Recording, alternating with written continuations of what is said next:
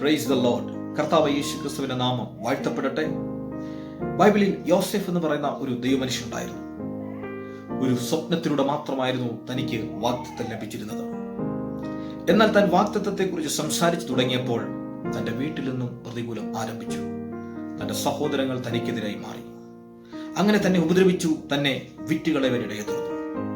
എന്നാൽ ഒരിക്കൽ താൻ മിസ്രൈമിലേക്ക് വിൽക്കപ്പെട്ടവനായി പോത്തിഫർ എന്ന് പറയുന്ന ഒരു മനുഷ്യന്റെ ഭവനത്തിൽ ചെന്നു. എന്നാൽ പോത്തിഫർ അവനെ സ്നേഹിച്ചതുകൊണ്ട് ആ ഭവനത്തിൽ അവന് നല്ലൊരു സ്ഥാനമുണ്ടായിരുന്നു. എന്നാൽ ചില നാളുകൾ കഴിഞ്ഞപ്പോൾ അവിടെ നിന്നും തന്റെ ജീവിതത്തിൽ പ്രശ്നങ്ങൾ ആരംഭിച്ചു. അങ്ങനെ അവിടെ നിന്ന് താൻ ജയിലിലേക്ക് മാറ്റപ്പെടുകയാണ്. ജയിലിലേക്ക് ചെന്നപ്പോൾ അവിടെ രണ്ടുപേരെ താൻ പരിചയപ്പെട്ടു.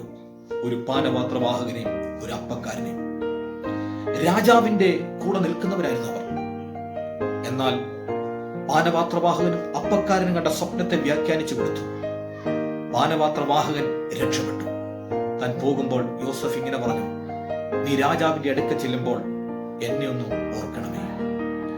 എന്നാൽ പാനപാത്രവാഹകൻ തന്നെ ഓർത്തില്ല, തന്നെ മറന്നുപോയി. തനിക്ക് ലഭിക്കേണ്ട സ്ഥാനം ലഭിച്ചപ്പോൾ തന്നെ മറന്നുപോയി.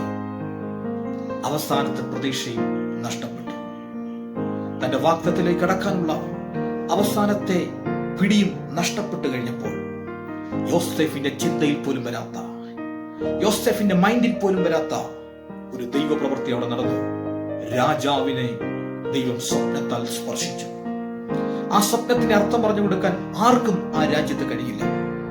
അപ്പോൾ പാനപാത്രവാഹകൻ യോസേഫിനെ ഓർത്തു. തന്റെ ജയിലിന്റെ അനുഭവത്തിൽ തന്നെ പുറത്തു കൊണ്ടുവന്നു. മിസ്രൈമിൽ തനിക്കൊരു വലിയ സ്ഥാനം ലഭിച്ചു.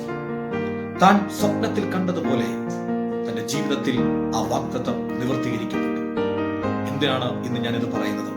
എന്നെ ശ്രദ്ധിക്കുന്ന ദൈവത്തിന്റെ പൈതലേ, നീ പ്രാപിച്ച വാഗ്ദത്തവും നിന്നെക്കുറിച്ച് പറഞ്ഞ ദൈവശബ്ദവും ഒരുപക്ഷെ അതിന് വിപരീതമായിരിക്കും നീ കടന്നുപോകുന്ന പ്രതികൂലങ്ങൾ, പ്രതിസന്ധികൾ.